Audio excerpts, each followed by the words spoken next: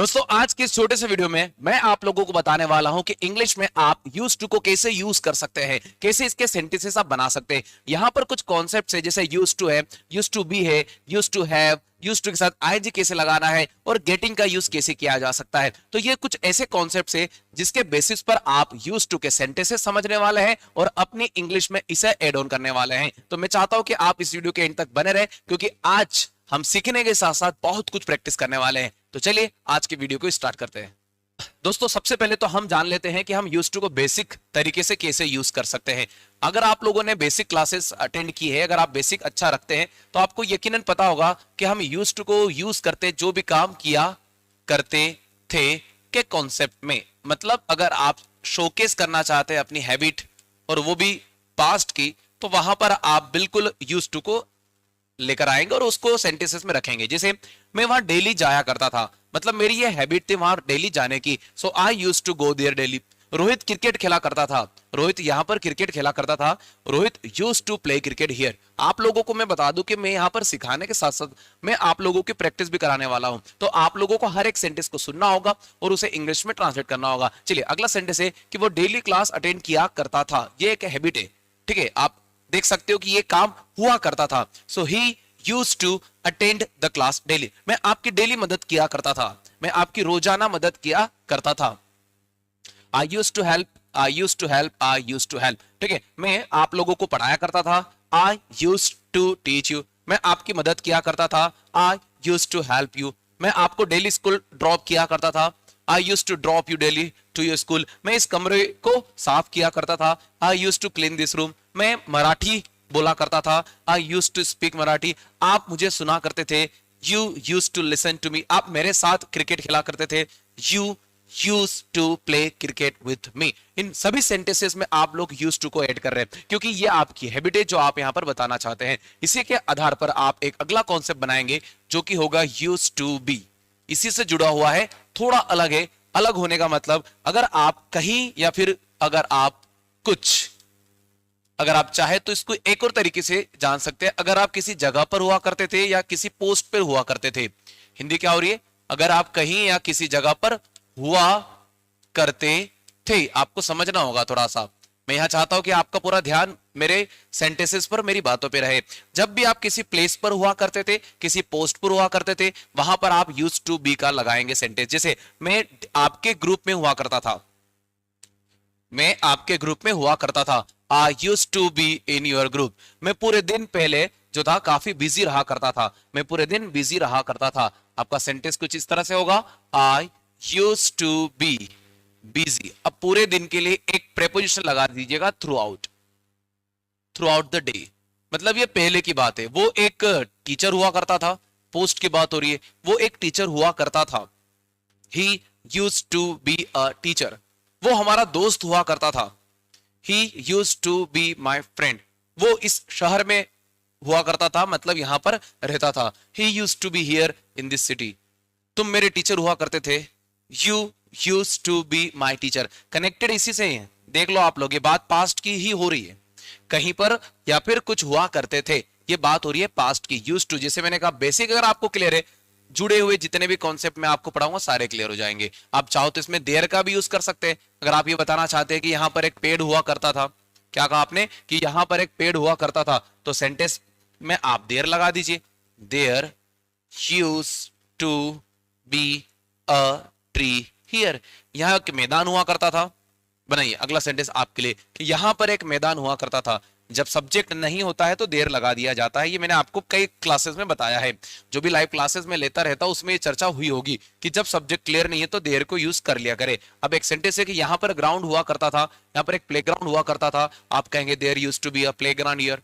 यहां पर हमारा स्कूल हुआ करता था, there used to be our school. तो आप लोग चाहे तो किसी व्यक्ति का नाम ले सकते हैं, किसी सब्जेक्ट को पर्टिकुलर कर सकते हैं, या फिर आप देयर का भी यूज कर सकते थे। यहां पर एक बड़ा सा एक नदी हुआ करती थी, यहां पर एक नदी हुआ करती थी।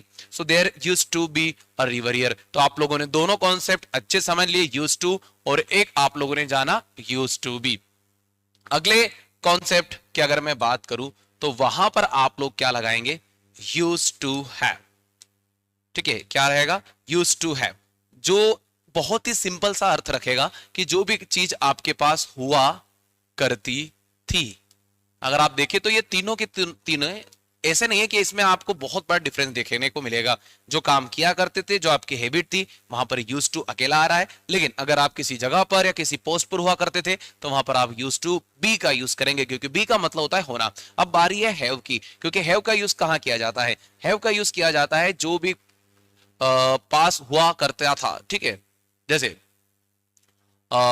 इसको थोड़ा और करेक्ट अगर मैं करूं तो जो भी चीज आपके पास, जैसे मैंने कहा कि मेरे पास काफी सारा समय हुआ करता था, पहले मेरे पास काफी समय रहता था, मतलब मेरे पास समय हुआ करता था। सो आप क्या कहेंगे? I use to have enough time. मतलब क्या हो रहा है कि मेरे पास पर्याप्त समय हुआ करता था, उसके पास पर्याप्त पैसा हुआ करता था, उसके पास अच्छा खासा पैसा हुआ करता था। He use to have enough money. देखो, अगर आप बोलेंगे नहीं तो काम नहीं होगा। सो अगर आप समझ चुके हैं कि इसको कैसे सेंटेंसेस में रखना होता है, स्टार्ट स्पीकिंग, आपको मेरे साथ बोलना होगा। देन आफ्टर आप कह सकते हैं कि आपने सीखा और दोनों प्रैक्टिस भी की। उसके पास मेरी सभी पूरी इंफॉर्मेशन हुआ करती थी, उसके पास इंफॉर्मेशन हुआ करती थी, मेरे बारे में काफी इंफॉर्मेशन हुआ करती थी। He used to have knowledge about me. उसके पास हर तरह का नॉलेज हुआ करता था। ये पुरानी बातें हैं, ठीक है। उसके पास हर प्रकार का नॉलेज हुआ करता था। He used to have every type of knowledge. उसके पास सभी किताबें हुआ करती थी, उसके पास सभी किताबें हुआ करती थी। तो सेंटेंस आपका कुछ इस तरह से बना दीजिएगा, He used to have all the books. ठीक है, उसके पास सभी प्रकार की चॉकलेट्स हुआ करती थी।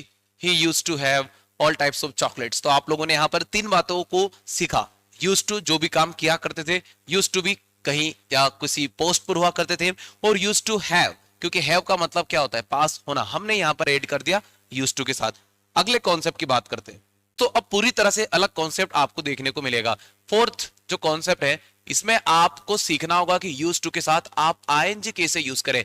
हम अक्सर ये सुनते आते हैं कि जहां पर भी टू लगाया जाता है उसके बाद आईएनजी नहीं होता, लेकिन ये वो कॉन्सेप्ट है जहां पर आप लगा सकते हैं। जब भी आपको कुछ करने की आदत हो, किसी भी काम को करने की अगर आपको आदत है, अभी तक आप लोगों ने हैबिट जो दिखाई थी वो दिखाई थी आपने पास्ट की, अब बारी है हैबिट ऑफ प्रेजेंट। जैसे मैंने कहा कि कुछ अलग तरीके से आपको यूज करना होगा। ठीक है, अभी जो दो कॉन्सेप्ट्स आप लोगों ने देखे, यहां पर तीनों सेंटेंसेस बात कर रहे थे हैबिट की, और वो पास्ट की थी, कहीं पर हुआ करते थे, मतलब ये रूटीन था आपका। कुछ चीजें हुआ करती थी, ये भी आपके पास लंबे समय तक रहा, ये रूटीन में था। और यहां पर आप कोई काम किया करते थे। तीनों के तीनों आप लोगों को हैबिट ऑफ पास्ट की याद दिलाते हैं। यहां अलग रहेगा, यहां आप बात करेंगे हैबिट ऑफ प्रेजेंट की, जहां पर आपको जो फिलहाल आदत है, जैसे मैंने कहा मुझे घंटों 10-12 घंटे पढ़ाने की आदत है, मुझे 10 से 12 घंटे पढ़ाने की आदत है, तो सबसे पहला सेंटेंस क्या आएगा? I am use to. But याद रखें इसके साथ आप जो है वो थर्ड फॉर्म नहीं, फर्स्ट फॉर्म नहीं, आईएनजी फॉर्म लगाएंगे। सेंटेंस क्या बन रहा है? I am use to teaching 10-12 hours daily. समझ रहे आप लोग क्या कहना चाहता हूं मैं? हमें यहां पर क्या करना है, सिंपल सा एक गणित फॉलो करना है कि आपको इज एम आर का एक अच्छा कॉम्बिनेशन देना है। अगर आप पास्ट की बात करना चाहे तो कर सकते हैं, I was use to teaching, but आप पास्ट के लिए बेहतर है कि आप जो हमने सीखा उसी को यूज करें। खैर ये तो आप लोग प्रेजेंट के लिए ही रखें, ज्यादा बेहतर होगा। उसको झूठ बोलने की आदत है, उसे झूठ बोलने की आदत है, सेंटेंस बनाइए, उसे झूठ बोलने की आदत है। He is use to telling lie. अब चाहे तो सीधे आईएनजी लगा सकते हैं, लाइंग कर सकते हैं, कोई दिक्कत नहीं, बट आप चाहे तो टेलिंग लाए या फिर सीधे लाइंग का भी यूज किया जा सकता है। उसको सभी की मदद करने की आदत है, उसको आदत है सभी लोगों की मदद करने की, तो he is use to helping others. ठीक है, उसको लेट क्लास स्टार्ट करने की आदत है, he is use to starting the class late. अब एक और चीज आप लोग जान लीजिए, और वो क्या है वो देखिए।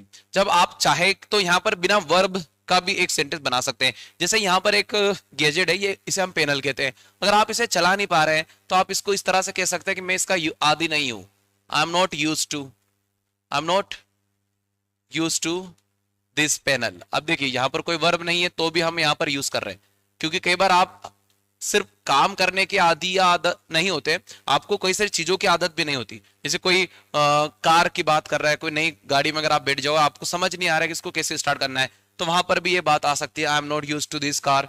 अगर आप हाँ मैं कहना चाहो तो कहे I am use to this car, मैं इस माहौल के आदी हूं, मैं इस माहौल का आदी हूं, तो मैं इंग्लिश में कहूंगा I am use to this atmosphere, I am use to this experience. तो आप बिना वर्ब के भी सेंटेंसेस बना सकते हो। खैर प्रैक्टिस और अगर आप करना चाहो तो आप टेलीग्राम पर हमारा कंटेंट ले सकते हो। ये जो मैं आपको पढ़ा रहा हूँ इस पर बेस्ड कुछ सेंटेंसेस आप लोग अगर कोशिश करना चाहते हैं, प्रैक्टिस करना चाहते हो, तो आप बिल्कुल कमेंट करके बताइए कि सर हमें इसकी प्रैक्टिस चाहिए। अगर आपको प्रैक्टिस चाहिए होगी तो बिल्कुल आप तक मिल जाएगी। आपको हमारे टेलीग्राम ग्रुप से जुड़ना होगा, जहां मैं प्रैक्टिस सेट सेंड कर दूंगा।